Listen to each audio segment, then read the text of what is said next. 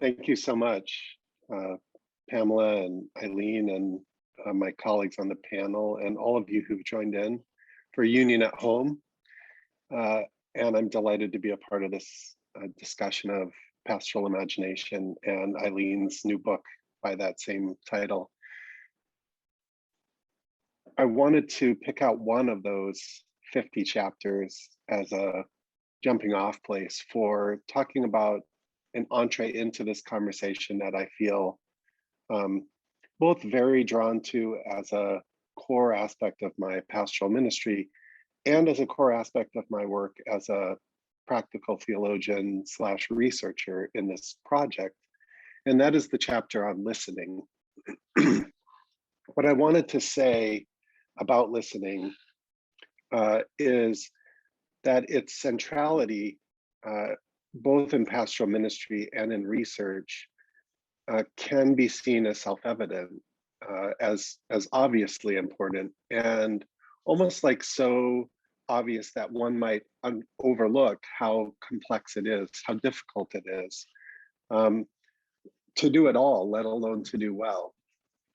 And there are a couple of reasons for that, and I want to just pause and think about the practice of listening as a component of what leads to pastoral imagination. And I think Eileen and I would both say that we try to employ pastoral imagination as researchers, as well as in our ministry. There's an aspect of our research project which is very much about the development of pastoral leaders over time. So we, from the beginning, intended the project to both be research and a space of communal development for the pastors we're following. And we've always interviewed them in group settings of five people from each of the seminaries, the 10 seminaries that we recruited participants from. So the first thing I would say about listening is that it's difficult because of me. Like, I get in the way of actually hearing another person. I think CPE, clinical pastoral education, is a key place in which a kind of learning to look at myself and the ways I get in the way of myself actually hearing another come to be articulated and present for me to learn from. But there are many other ways to do that. And one is working with a mentor who has a sense of the context of my listening and can say what they think of my evaluation of the space, what I've heard, and they can say what they see in the situation. I think in a traditional theological sense, I would say, like, the problem of sin blinds me, makes me focus on myself, like how I feel about what the other person says. And so I pay more attention to myself. And the danger there, I think, is that I can end up meeting myself in listening to another person and my reactions to what the other person looks like or says, or what their body posture is, rather than being aware enough of myself that I can hold that and in a sense bracket it or set it aside enough to open myself to really hearing them and listening deeply to them, and thereby opening a space in which they feel there's space to be heard. So doing some work on myself, and I think that's especially complicated when you start to think about social identity. The fact that I'm a white, cisgender, heterosexual male, all of those identity factors create blocks really for me in hearing others. And so the deeper work I can do about myself, my own social construction, and the ways I've been formed to see and understand the world can then help me in opening up space for me to see what work I have to do to actually hear another. And that's the second piece of listening that I think is so complex, is actually doing, in a way, background work to open up my own capacity to hear what the other is saying. So here's an example of that. We have a number of pastors in our study who are a part of the African Methodist Episcopal tradition. So just for starters, they're African Americans, and they're a part of a religious tradition, which is not my tradition. So there's already numerous sort of barriers I need to be aware of and try to figure out a way to acknowledge and make sense of in order to hear more rather than less of what they might say to me. Starting with the fact that I think both of the AME pastors in our study were pastors long before they went to seminary. So they've been in ministry actually for quite a while and then came to seminary. So even hearing the function of seminary in their ongoing pastoral formation and their development of pastoral imagination is different than how other people reflect on their experience. So it's on me as a listener, both I think in pastoral ministry and in research, to figure out what work do I need to do to learn about the life and context and formation of the other in order to be better rather than worse at hearing them, to hearing what they say, and acknowledging I'm not gonna probably hear them really well. And so check in with them, like, this is what I think I heard. Can you like feed back to me? Is this what you were trying to say? Am I hearing you right? So I feel like listening is one of those things that's crucial, but can be often overlooked as straightforward. And of course, I'm a good listener, I went through seminary, I took pastoral care, I did CP, whatever, but I feel like it's actually a lifelong practice, opening myself up to a deeper capacity to be present in such a way that I can hear more and more fully and more truly what someone else wants to say. And by doing that, build trust so that they can say more. I think at the heart of our work in pastoral ministry and in this research project is building spaces that are more rather than less trustworthy, so that people can risk saying something that I might listen to. So that's what I wanted to drill down into a little bit as a way to open up some space for our conversation about learning pastoral imagination. Thank you so much, Chris. I'm mindful of how Eileen and Sue and I all teach listening very frequently, and excited to get your chapter for the next iteration of the pastoral and spiritual listening practicum that I teach, because I think it could be a great resource for them to see themselves in it. I think it's very accessible. So I would next like to introduce to you another dear colleague, Dr. Soo-Yeon Pak, who is the Dean of Integrative and Field-Based Education and Associate Professor at Union Theological Seminary. She's the co-author and co-editor of Sisters in Mourning, Daughters Reflecting on Care, Loss, and Meaning. And she is the senior advisor to the Chaplaincy Innovation Lab, which some of you may be aware of. Proud grandmother of Isabel, almost 3 years old, she is also a spiritual director, and she has come back to us from a sabbatical full of energy and ideas, and we're so excited to have you part of this evening. Thank you, Sue. Thank you, Pam, for the introduction and for this opportunity to engage in this really foundational topic, right? The concept. I've been working with this concept for 13 years, and I'm just delighted to see 50 topics, right? And I can see in looking through the topics, I couldn't choose which because I use all of it in my class. So 13 years ago, when I came into this position, I was, I reshaped this field education at Union, the whole curriculum and the vision around this idea of pastoral imagination and pastoral intelligence. I have since moved toward moral imagination as a twin concept and value, and understanding in terms of field education and what people are doing in the field and in the context. As Kelly Brown Douglas said, it's about moral proximity. Like, we need to be in moral proximity with the learnings that we need to learn, and what we don't know, we need to be in moral proximity. And I understand the contextual learning as being in moral proximity. So I'd like to think about the field education. So I want to just talk broadly about the how this concept works in the program itself, the field education program, because it's is a way to creates a learning community that models and teaches students way of doing, being, and thinking. And we talked about embodied relational practice.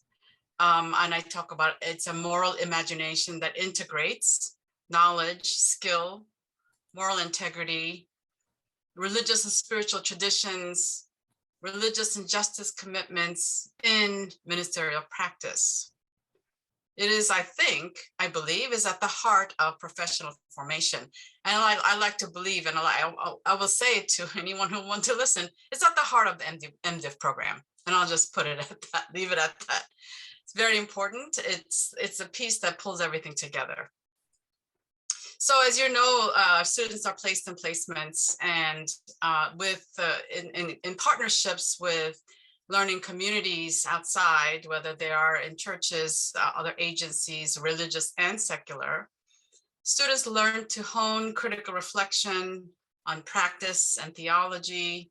They learn models of ministry, examine social issues, and in doing so develop and be formed in professional identity and skills. And it's this, and I just want to speak to what Dijkstra also talks about, the kind of the 4-part of complex professional practice of understanding the sacred texts and learning to interpret it in its modern context. These are the elements that I kind of bring into the program, developing an accurate sense of what makes human beings tick. This is where all the second religion piece that works on that. Right? Possessing a complex understanding of how organizations work. We study organization, we try to understand how to reframe organizations. And then finally, understanding the awareness of analytical understanding of the world, where we are, right? And these are all coming together. And I see these 50 and many, many more, I'm sure, ministry topics of pastoral imagination all feeding into that, and these chapters just beautifully illustrate some of these themes and what Dijkstra talks about, these 4 capacities that we are looking at when we're looking at pastoral imagination. So and also all these things are put together in spiritual and faith practices. So as I engage this, and I've been working with this concept for now 13 years, I've been thinking a lot about, so what is it that we're doing? And in a certain sense, in this very modern, postmodern, capitalist, bottom line driven world, and perhaps theological education, this is a very ineffective way of teaching and learning. It's not efficient. It's very slow, and it just takes time. And it's not something that we can reproduce and produce very quickly. It can be costly because the kind of individualized attention that it requires for people to do their to be formed in the phronesis or the wisdom, practical wisdom, it takes time. And this is, I want to talk about, it embraces what David Orr calls slow knowledge. And I want to really give a shout out for slow knowledge here. And it's a knowledge that leads to wisdom. It's community-based, it's shared, it's connected to the ecological and social contexts, right? It's not outside of the context. It is a heart-centered learning that leads to deeper understanding of our humanness in relation to the living world. So I believe it leads to cultivating compassion. So this kind of the radical embodiment of these practices, all 50 and maybe more. I was just delighted. Apprenticeship is one of the chapters. Thinking theologically, it's like bread and butter of the work of field education. Theological reflection is, right? Action reflection, emotional intelligence, contemplative prayer. You name it. I'm just going down the list and say, I can't pick one because they all are important and they show up in my in the field education program. So just a few thoughts about like moving forward, like what would I like to see, and what do I struggle with in this work that I'm working with this pastoral imagination as a concept. I mean, Eileen, thank you for sharing this interreligious, that retreat of a rabbi and imam, and I guess the pastor. Sounds like a beginning of a joke. And then you were talking about how do you form religious leaders in various different contexts of different religious traditions. I've been sort of struggling with that idea of if I'm sitting, my students who come from various different religious contexts are always, they're my teachers. They teach me, they challenge me to think differently about how I think about pastoral imagination. And I don't know that I quite have it yet, but I am working towards it. I'm not sure it always translates. And I'm not sure, sometimes I have to just say, no, let's leave that frame out and think about something else. So I struggle with that. So that's just something that I'm continuing to work on, that whether it translates across traditions and worldviews. I also want to sort of really ground all these the topics and the pastoral imagination in the context that we're living within this white supremacist, within the systemic racism, patriarchy, and how does it show up differently when we really take those things seriously? So I always struggle, and I always pay attention to that, right?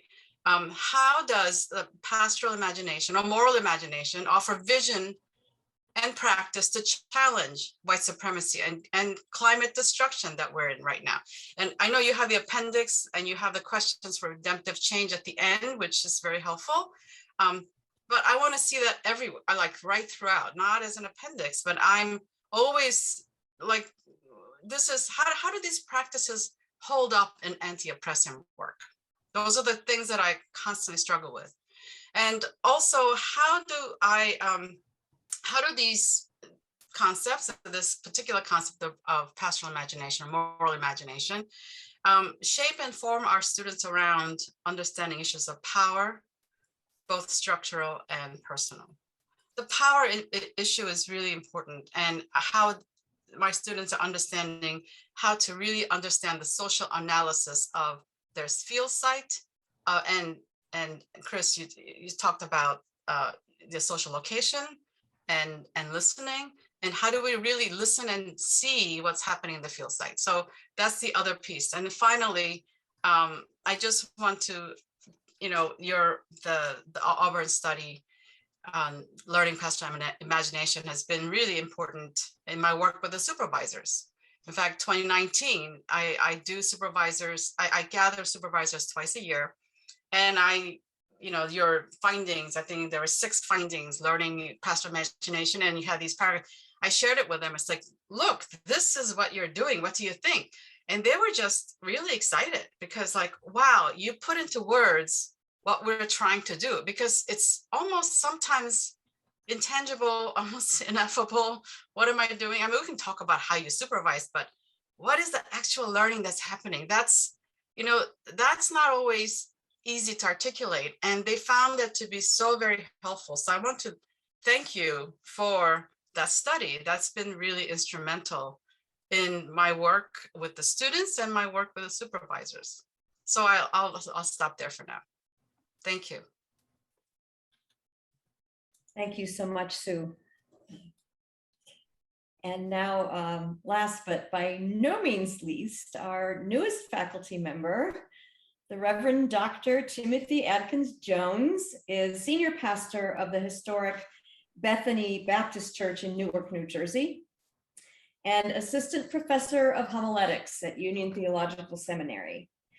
And Tim says that as a son of the Black church, he is deeply invested in its flourishing and in sharing the wisdom from this great faith tradition to those unfamiliar, particularly the wisdom and brilliance of Black preaching. His call often takes him outside the academy and the church to organize for a variety of issues in his community. So like others on this panel, he really embodies the categories of those publics, church, academy, and society, where we do all of our work in an integrative way. So happy to welcome this dynamic member of our community. He is also, by the way, the director of our brand new Religion and the Black Experience concentration in the MDiv program, and very involved in our justice, equity, and inclusion initiative that's happening and being put into practice in a new way this year. So welcome to Tim. Thank you for being here. Thank you so much, Pam, and certainly for the invitation to be on this distinguished panel. And Eileen, congratulations on your work with Christian as well for that kind of longitudinal study.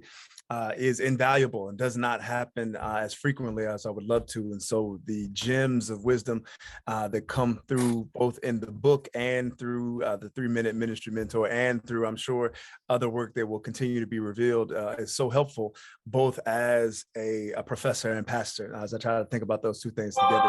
One of the things that also, before I start, let me just say welcome to everyone, but certainly got to shout out some of the Bethany Baptist Church families that is in the house tonight. So I had to give some love to the church family so that they can give me some amens on Sunday. So I had to make sure I do that. But as I was reading this amazing book, I felt a peace, kind of moment of solidarity. Because as Eileen was finishing it, we were in the throes, the sort of early throes of the pandemic. And it reminded me of being in the throes of the pandemic and having to finish my dissertation.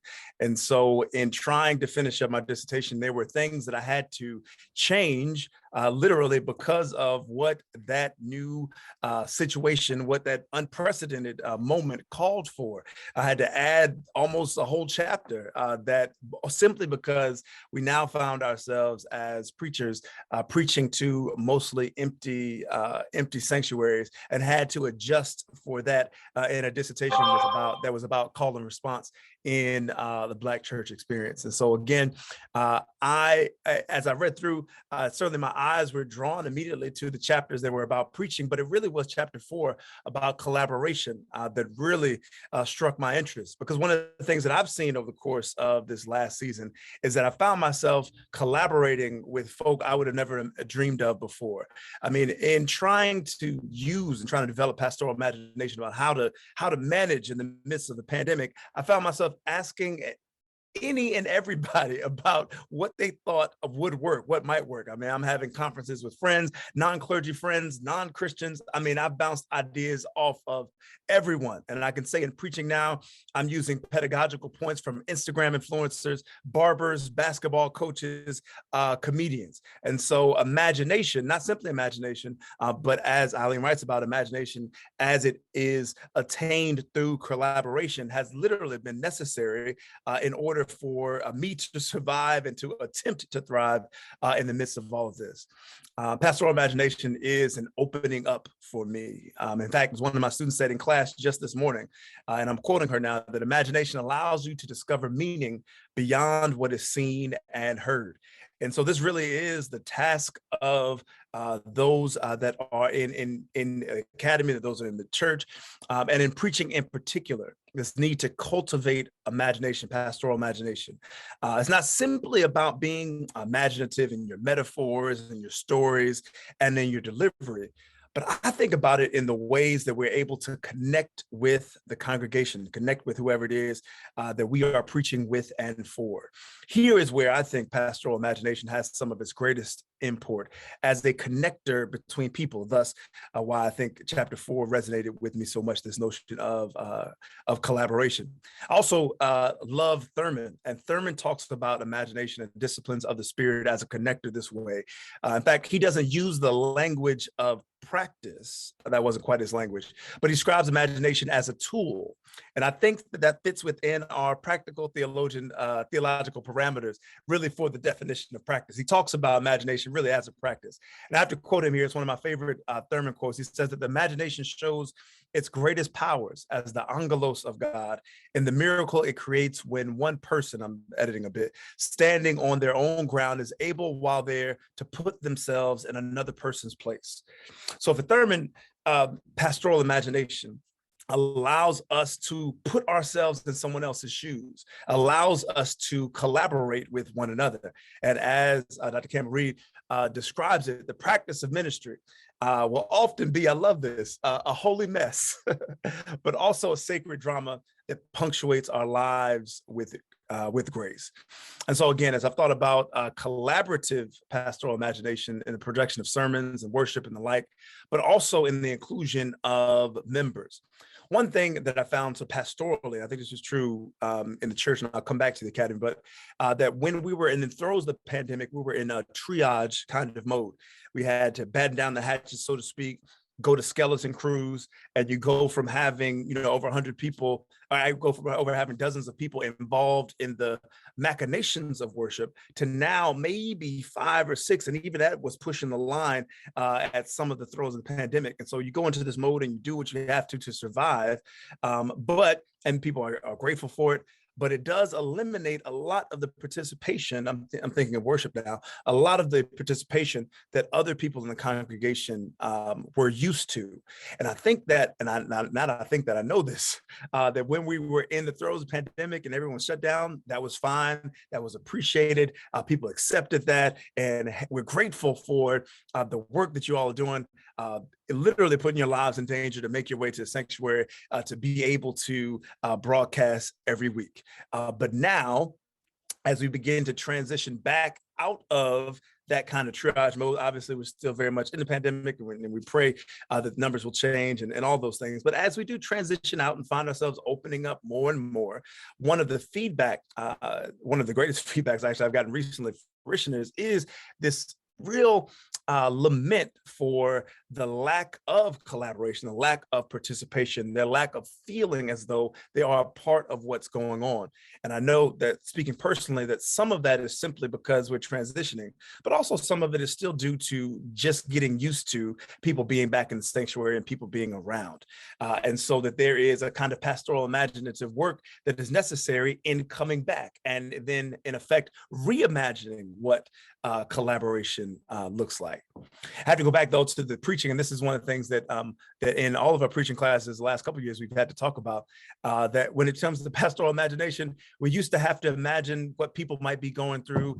We had to imagine what might be on their minds, but now we have to literally imagine the audience, right? Imagine the feedback, and it's this, and the only way you can become better at this is through the kind of action reflection work that Eileen talks about elsewhere in the book, actually for a few things, but specifically for preaching. I just love the notion of being able to practice something and then to be able to reflect back with it in community, and then to come back to that practice again with some new insights. And I think that over the course of this last couple of years, we've learned just the importance of that, because it's the only way that you can figure your way out in the darkness. What if you're being effective, if anyone is hearing anything, is by going through that practice of reflecting back on your practice and allowing that to be your guide. Certainly, you couldn't make it through without a lot of prayer either. Also, and so again, I think there are 4, because I know there's the Preaching of Jesus chapter as well. But of those chapters that emphasize preaching, the notion of action reflection, the notion of the notion of this action of prayer were really at the top of my list, and just I read them and I said amen throughout, because as I thought about really every sermon I preached, it really was on a wing and a prayer, wondering whether or not it was going to work. And so then finally, just thinking now through how we teach preaching with this idea of pastoral imagination, it really is. It becomes a work of trying to cultivate imagination. I try now in each of my preaching courses to allow at least one of the sermon assignments to be supremely imaginative. My favorite this semester was I asked students in my preaching and protest class to imagine themselves in the civil rights movement, and then sort of the quote unquote heyday of the civil rights movement between 55 and 68, and to imagine themselves in a particular scenario, particular context, and then to preach a sermon to a congregation there. And I had some wonderful sermons. I had one student preach a eulogy for Emmett Till.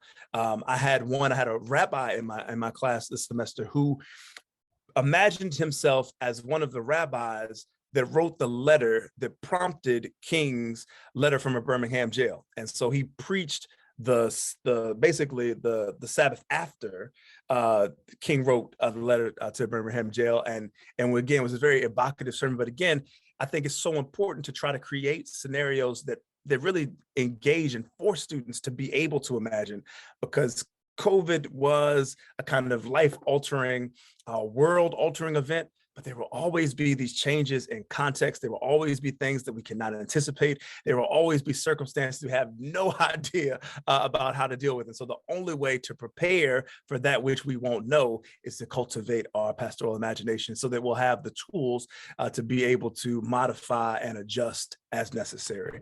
And so I'm greatly appreciative to the work, and certainly grateful for this conversation as well. Thank you, Tim.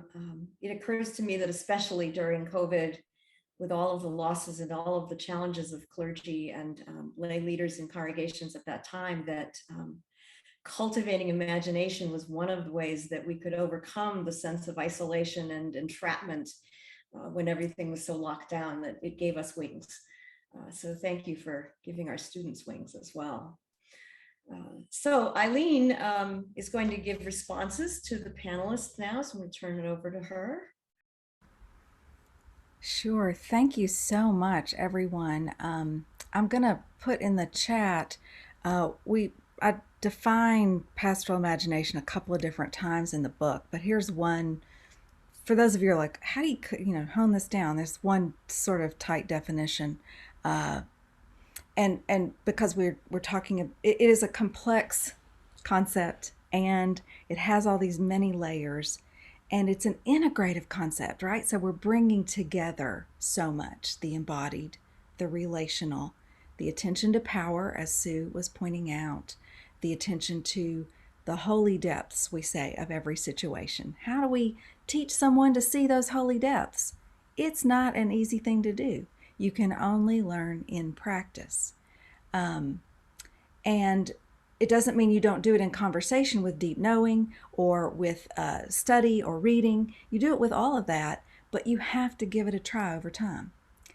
So this, what you were saying right at the end, Tim, about how much things are open-ended, and I use the phrase from we use it in the study, Chris and I do, from our dear colleague and supporter to our project early on, Patricia Benner, who studied how nurses learn to become nurses. And she writes about clinical imagination. And she talks very helpfully about, in her books, about the open-ended and under-defined character of what we do. And what that means is you step into a moment, at the back of your sanctuary, or into your pulpit, or in the hospital room if you're a chaplain, or out into the streets if you're a protester and street chaplain, or whatever leadership you're in. You step into a moment, you don't know what's going to happen. You think you do. You have a kind of an idea. But the fact is, things will come at you that you couldn't anticipate. And the pandemic was like a gigantic version of open-ended and underdefined. We didn't know what was coming, and it's still coming. And now we're every day this week I've had conversations with people who are exhausted and overwhelmed and grieved, and they're not sure they're going to keep doing their work. And it's the ripple effects and the after effects of the initial losses we had in the pandemic, and the ongoing chronic losses, and the way it revealed so much racialized violence in our culture and in our healthcare system and in our churches. All of that just keeps coming. And so absolutely, unless we cultivate a sense of imagination, pastoral imagination, practical wisdom, we don't know how to respond to people. We don't know what to do in that situation. And we have to just sometimes try, right? Just take the leap and then be responsible for what happens when we do it. And that is a very hard set of capacities to teach. And it can't be taught by saying, go read that book. We like to tell people, Chris and I do that, when we interviewed people in that first round of interviews, and we asked them, where was your aha moment of learning? Almost none of them told us about a classroom.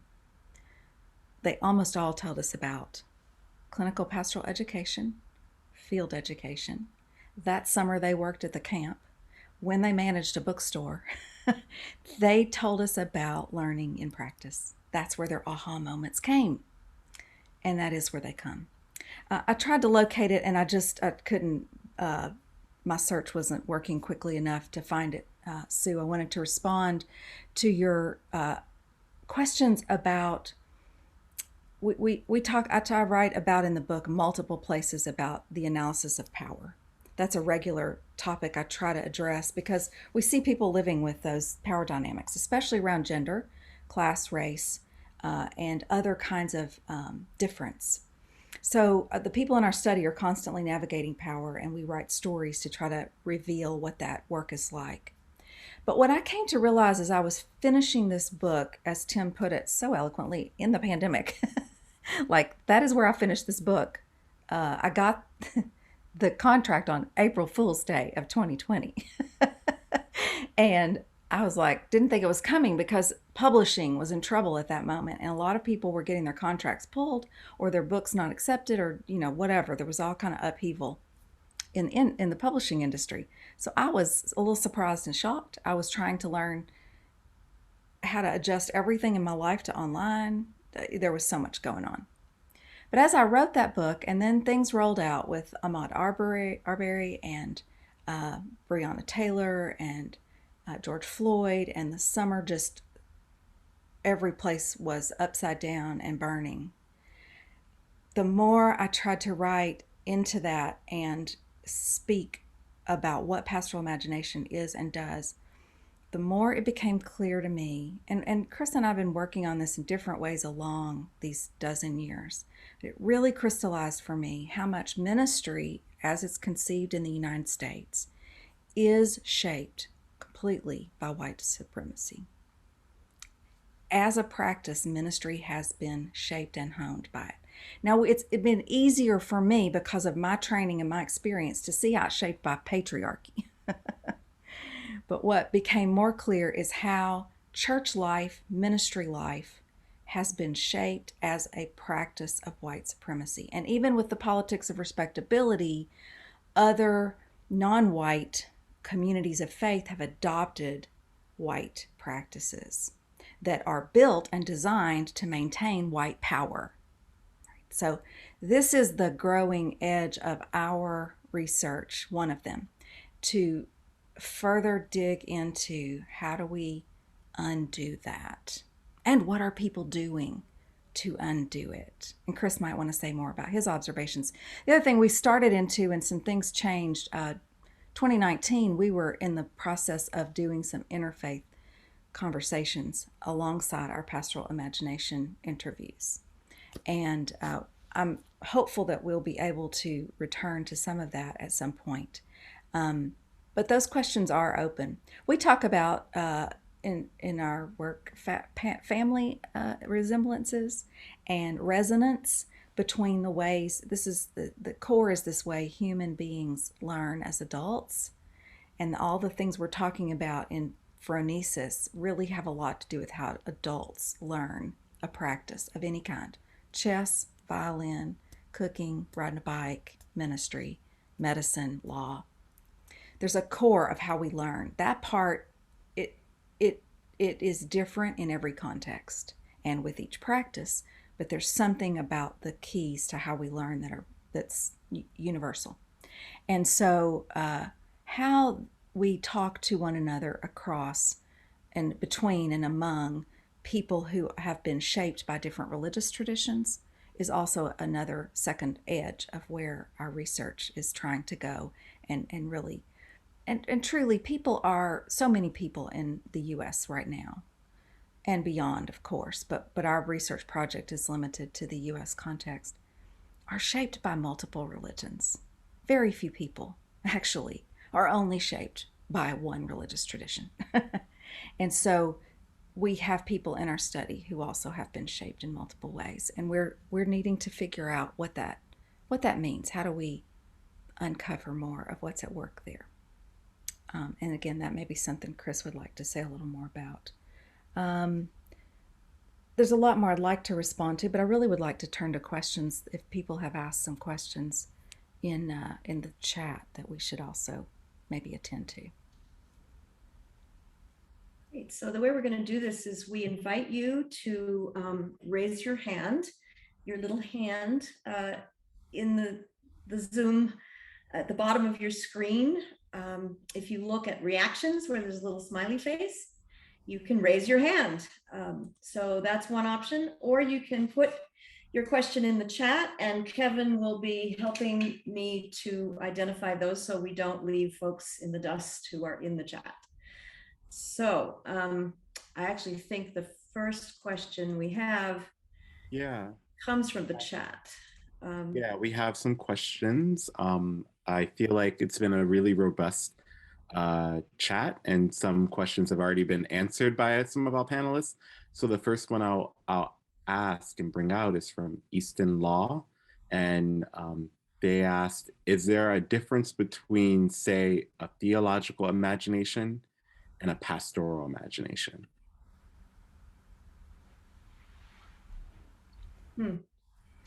We have thought about this some, and Chris, I'd love for you to jump in and say something if you'd like. I think about a theological imagination as being a way to think theologically within a number of different kinds of circumstances. And there are people, of course, who've written about theological imagination. And for instance, Willie James Jennings written about the Christian imagination. So I think of these as related concepts, but I think of pastoral imagination as particular to the context of leading in a religious context or community, and having that role of leadership. And so it is really a matter not of just a set of cognitive skills. And I don't know that theological imagination needs to be either, but it is really that whole sense of bringing everything you know about a moment and then responding with the best wisdom you can cobble together. I talk to my students about having a whole library to draw from internally. And thinking theologically is a part of that, as I see it. Of course, I've been studying this I'm going to put it in the pot that way. But somebody who spent more time thinking about theological imagination might want to say something different about it. Chris, do you want to respond to that? I just would want to underscore what you said, and maybe just specifically say that I don't think a theological imagination necessarily assumes the kind of professional organizational leadership role that pastoral imagination does. A theological imagination could inform someone who's a lawyer, for example, or a nurse, or a potter. It wouldn't necessarily have that particular sort of leadership or ministry orientation that pastoral imagination has. But Craig Dykstra, when he talked about this concept, came to it through Eisner's book, The Educational Imagination. And he said, there could be a sort of legal imagination that a lawyer is formed in. So he really thought of it as a concept that has lots of sort of family resemblances with other kinds of formation that leads someone to be able to have there was a question about Donald Schoen and his idea about the reflective practitioner. And there's very many ways of thinking about this kind of wisdom in practice. And I think pastoral imagination has a particular sensibility because of the complexity of the call of pastoral ministry in relationship to, a ministry context, whether it's in a hospital chaplaincy or a military chaplaincy, whether it's in a congregation or what have you. So that's, I guess, how I would think about that, Easton. Do any of the other panelists want to respond before I go to the next question? Okay, from Jack Evert, did I pronounce your name correctly? John Dewey in Art as Experience gives a different perspective on imagination. Difficult read though. I am a potter, have been in spiritual care as therapist, chaplain, supervisory candidate. I would suggest identifying artists in the project on pastoral imagination. I would also look to clergy in conflicts or challenges. Dewey would say the imagination is a personal dynamic interacting with situation and material with which they work. As an artist called to ministry, one chaplaincy department felt I would not be a, quote, team player. I have done creative activities in ministry, but I felt I am an opportunist. Eckstein's clinical rhombus points out some contexts will be more supportive than others for training. Is it helpful to talk so broadly about imagination? Maybe some pastors, some contexts, and some challenges need to be identified. There's a lot there. Yes. Well, I've been working on this for 45, 50 years and working on creating experiences out of which metaphors emerge. You know, so the idea is, from my point of view, it's not just imagination, is what's the message? I mean, you know, just give you one example, I worked with a Sunday school program. Pastor had Lou Gehrig's disease, and the Sunday school program was going down. And so I talked to the teachers and power brokers in the church and came up with the idea of jazz, because they wanted a steady beat of conservative readings and flexibility. And I didn't know this ahead of time, but the Bowing Jazz Band practiced in the church, and the church had never heard the band play. So for rally day, I had the band come and perform, and the kids had booths all the way around. So that's imagination, but it's based on listening. So you have to listen to the people who are invested, and you have to work with the material that's present. You know, I just lucked out that the band was there, and it was the time that Burns had his special on jazz. So, you know, to me, there's a context for this whole imagination, you know, idea that is sobering.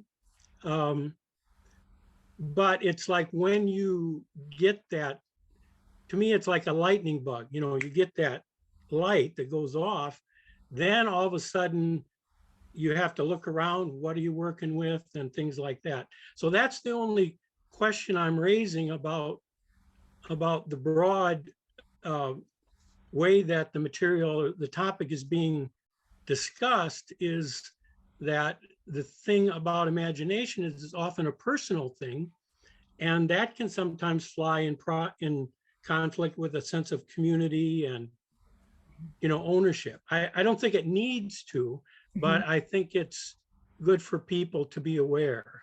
So I'm sorry, I'm doing a lot of talking, but it's. Let me respond to you, Jack.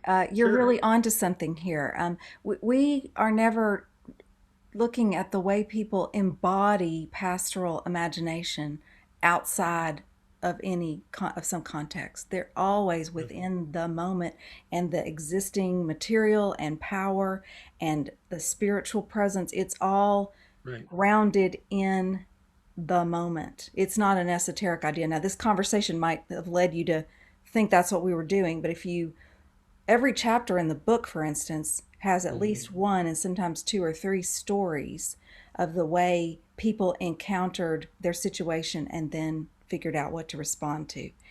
What's tricky here is getting people to grasp that they're going to have to do that. So most of us who've been doing this work for a lot, we forgot what it's like to be new.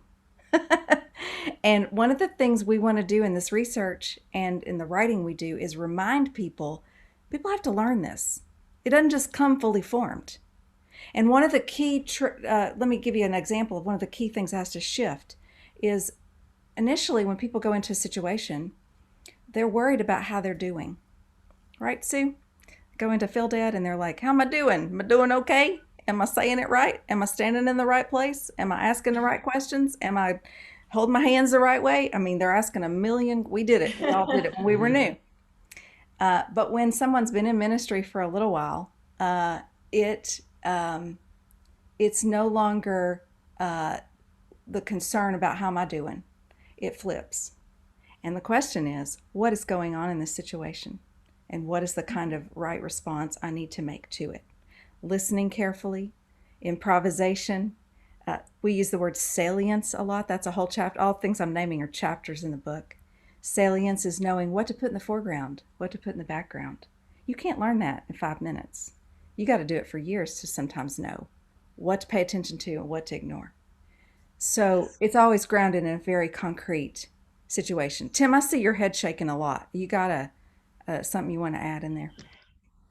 Oh, well, those are just my amens. I mean, I think that is the kind of frenetic wisdom that comes over time is invaluable.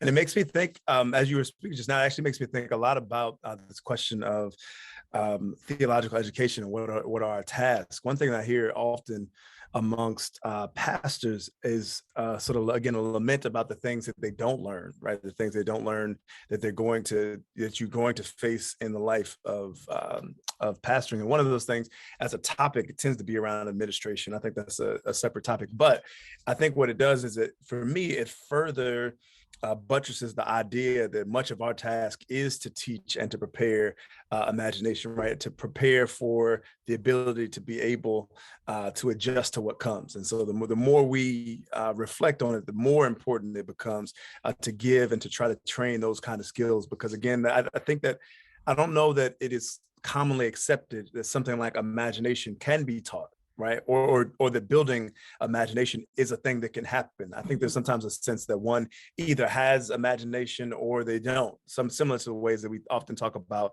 art or artists, right? That either it is a kind of innate ability or it isn't. And I think that we're arguing, and certainly the book argues, that no, imagination in and of itself as a practice is something that can be taught, is something that we can grow in our ability to utilize.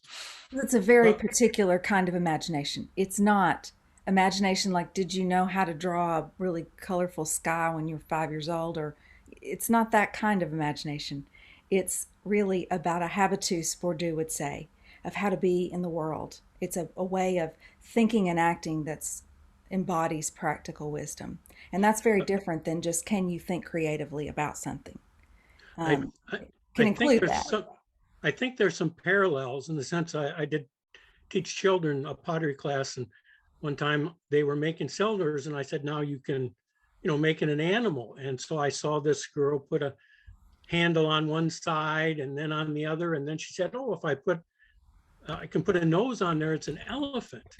So she made me realize that she had to have a combination of skills to embody what her imagination brought.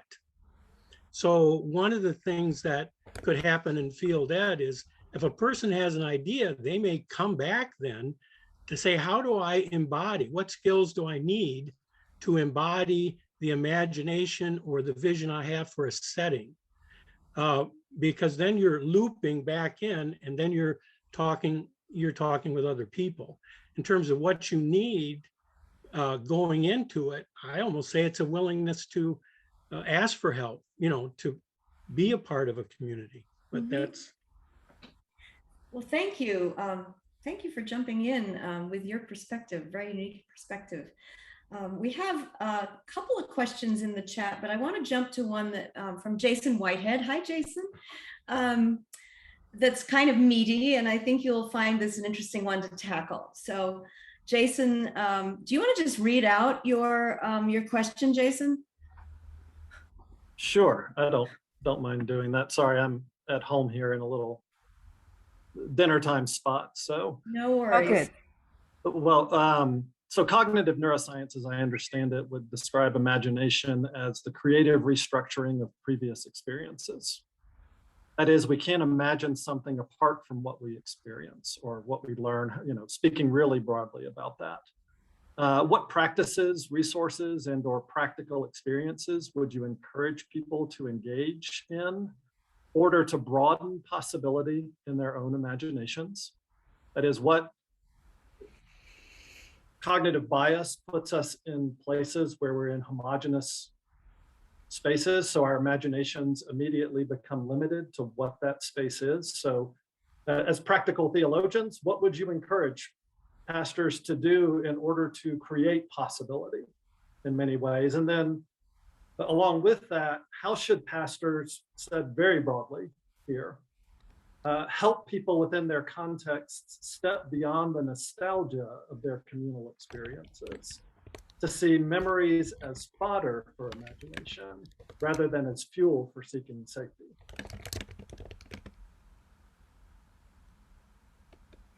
I wish I'm not going to jump in the answer. I just want to know the answer. So please, someone answer this, because this would be. Please tell me. We need Macrina Cooper-White to tell us about the neuroscience side of this.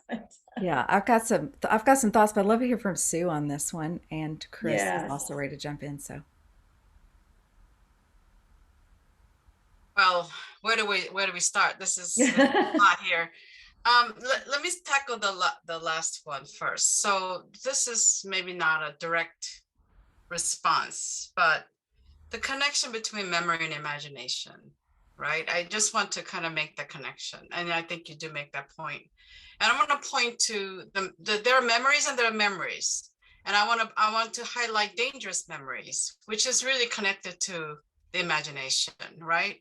So dangerous memory is not just a nostalgic memory of the past, but it is a memory that points you to the future. So there is a connection between the experiences and memories we have. So it is reclaiming, understanding, socially analyzing your memories and your history of your context in order that you are able to vision for the future. So I just want to, that's like Johannes Metz's concept of dangerous memory. So I just want to kind of lift that up as one way. And I found that to be a really profound way to connect, move from just the nostalgic piece to the future oriented or practice oriented imagination. Practices and resources. And again, this is about encounter, right? And this is why I talked about moral proximity that Kelly Brown Douglas talks about. It's really important. And how do we get that moral proximity? How do we get the proximity? What we learn in CPE, for example, is the proximity to suffering. You can't escape it. You're in a situation where people are dying and sick and distressed. You cannot escape that proximity. And what are ways that we are in? I mean, we are surrounded by that proximity all the time. And I would just, for me, I would ask ourselves, and I mean, I think this is also what Christian also brought up too, about listening, about looking around you. There's so much there, and we don't need to necessarily, imagine something other. I mean, I think there's so much there if we just open our eyes and see and listen to what's happening. So, I mean, that may not be very helpful, but that's my initial thought about.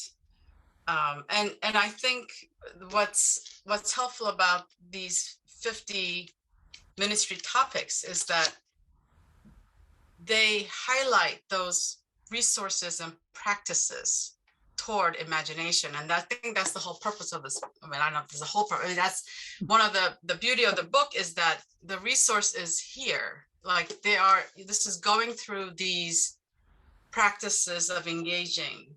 How do we redirect fear in learning goals? I love the way it's put it that way, right? So, and anyway, I'll stop here and have others jump in.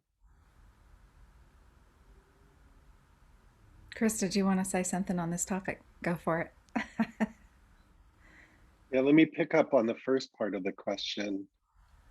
And what I wanted to say, Jason, about the cognitive neuroscience, first of all, is that in the sort of philosophical background of our project is especially the work of Hubert Dreyfus, who taught philosophy at UC Berkeley for many years. And he was a Heideggerian and thought if he uses the word imagination, which he doesn't really, but if he were to use it, he would mean more something along the lines of what Charles Taylor means when he uses the phrase social imaginary, which is not sort of like I thought up a creative thing, but more like the sort of subconscious sensibility that I have that helps me to cope with the world.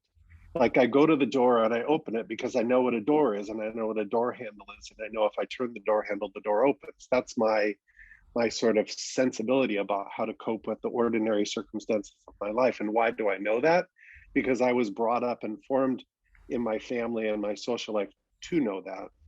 And so Hubert Dreyfus developed this trajectory of human developmental learning that has to do with this: how does one learn to cope with the world around you, and not only cope with it, but actually be masterful in it. And he started out doing this thinking philosophically, but then over time, he got into, especially through his students, working with cognitive neuroscience and what came to be called embodied cognition, and the way in which the mind really isn't in the head, the mind is in the body.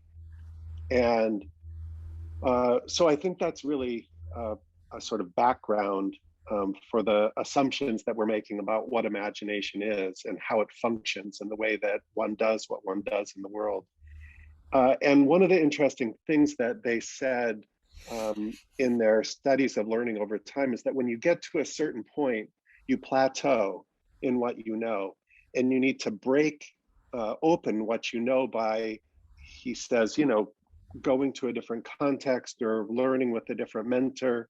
And he cites particularly like studies of excellent violin players who intentionally move from mentor to mentor, and also excellent cooks who move from mentor to intentionally break open their learning from their plateau and what they thought was the right way to do it or what's excellent, and really like put themselves in a sense in a beginner position again, having to sort of break open their assumptions and learn new ways of doing that. Well, I think the same thing can happen in terms of ministry, or even of just the Christian life. Like, what does it mean for me as a faculty member to learn from students that we had from Madagascar, and for them to share with me how and why at the end of every service they have an exorcism, and what the Holy Spirit and other spirits mean to them in that context. And it then breaks open my sense of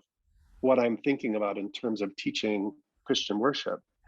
So I think that's a really compelling framework to think about, sort of how do we break with our common sense experience that we've gotten to so far to open ourselves up to having to really think hard. It's like my friend Pete Ward, who is learning and writing about bluegrass and religion, and he's excellent on the mandolin, but he decided to try and learn how to play the banjo. Now he's good on banjo, so that he's trying to learn the violin. And at each angle of vision on bluegrass teaches him something entirely new about bluegrass. So that kind of, I think, challenging yourself to break open your learning is really crucial at a certain point. We probably have time for a couple more questions, and there's one that I think, Chris, your comments lead us right into. So I'm going to grab this one off the chat. This is from, oops, where did it go? Oh, shoot. Nancy, maybe you want to read your own question. Nancy Lewis, or is it David Lawrence? I see two names here. Yeah, I will. Okay, yeah. Thank you. Yeah, read your question out. It's really interesting. So I'm still thinking about some of the things the various people were saying about the reflections on pastoral imagination needed to navigate the pandemic. So in our congregation in Michigan, we're returning to the sanctuary with masks on. Many of us, still not all of us. We've still got 10 to 12 people every week who are coming in on Zoom, and some people are still not coming back at all. And that's creating a gap across which our people in our congregation really are having trouble just imagining what's on the other side. So I'm thinking about what you as pastors, as ministers, are doing for your congregation to help their pastoral imagination as we all learn to be a community again. This is a challenge we're facing as well. I'm sorry, Alan. It's a challenge we're facing as well. And I found that it takes practice, right? It takes the kind of repetition of acknowledging that divide and then regularly going back to it. And what I found that it eventually then becomes the practice of the congregation to look and to expect. At this point, my congregation expects me when it's welcome time, for example, to offer again instructions for turning around, smiling behind your mask, waving a hand, but to also get on your phone, text somebody that's not here, for those in the chat to acknowledge someone that way, but to keep that divide front and center. We were talking a little earlier about salience, but to keep that divide as something that is recognized and to continue to speak to it and continue to try to develop practices for it has been something that has been helpful for us. I think the worst thing that and when I've said often to other pastors that while obviously I don't want to go back for all of the tragic reasons, it was in many ways much easier when things were strictly virtual, when we were in sort of a higher state of a divide. It just was easier to figure it out. This hybrid situation that we find ourselves in is a much greater challenge for us. So again, I think keeping that challenge up front has been helpful, and then just coming back to it. I'd like to add a little something to that. Thank you so much, Tim, and for the question from Lawrence. I've just interviewed about 30 lay leaders in congregations over the last 2 months for a consulting work I'm doing with another seminary. And there's what you just said about the hybrid is actually harder than when we were just at a distance from each other is true, I think. What I notice, and I think is, and I'm going to tie it to some of what Chris was saying earlier, not only the Dreyfus brothers have we been in philosophical conversation with in the LPI project, but also situated cognition is a way of thinking that Sean Gallagher and others have taken up. And this idea that what we know is not just in our brains, but we know that's embedded and embodied. So we know what to do by what our body tells us, and we know what to, because it's learned and it's done it, and by the place we've been embedded. So our habits of being in the world. And one of the things the pandemic did that was most challenging, and so few people have actually written about it yet that I've seen, is that it totally disrupted all of our habits. And in every way about life, our habits were upended. So we ended up being somewhat, like Chris was saying, broken open to new habits. And just about the time we started getting used to some of those, it all shifted again. And the loss of knowing just with your body and your circumstances around you, how to move and what to do and how to act and how to be and how to say hello and greet people and all of those things is enormously disruptive to our sense of well-being and our emotional stability and our mental health. And that constant, what we call in our study, and I've got a whole chapter on called being pulled up short. You come to a situation and suddenly you don't know what to do. You're clueless about what just happened. And that's a moment of learning, but it's also exhausting to constantly be in that moment. Yeah. And that's where we've been for 20 months. And we're going to have to continue to be supportive to each other and continue to try to understand what we've actually experienced here, because it's bigger than anybody's fully captured yet in anything I've read. And it's not just ministers, of course, it's every part of life as we know it. So thank you for those questions that lift up how complex. This is knowing that we often just leave beneath the surface. We don't bring it up, but in the study we're trying to articulate this subtle level of how one learns, because over time that's what you need, is a more flexible kind of knowing, being, and doing pastoral imagination to lead well when people are suddenly thrust in every direction and unclear about what to do.